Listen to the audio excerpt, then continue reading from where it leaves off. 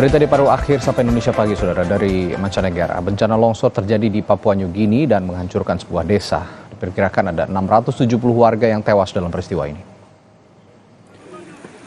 Para warga yang luput dari maut mencoba mencari para korban lain di antara bongkahan batu dan material longsor yang menerjang desa mereka. Longsor terjadi dan menghancurkan sekitar 150 rumah pada hari Minggu kemarin. Jalan utama di daerah itu pun terputus dan luas material longsor yang menutupi pun mencapai lebih dari 4 lapangan sepak bola.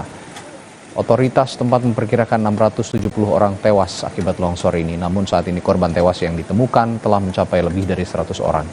Pemerintah Papua New Guinea saat ini meminta bantuan dari sejumlah negara.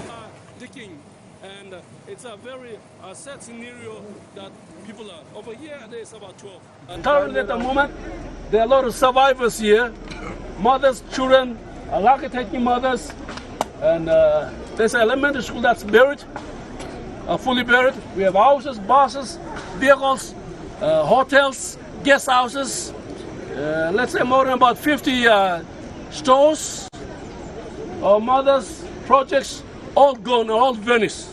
At the moment, this war is now asking the national government to relocate them to a different area because this is at high risk now. Dan informasi dari Papua New Guinea tadi menjadi penutup jumpa kita di Sapa Indonesia Pagi hari ini. Terima kasih sudah menyaksikan. Saya Adisti Larasati. Saya Radhi Saputro. Sampai jumpa lagi besok.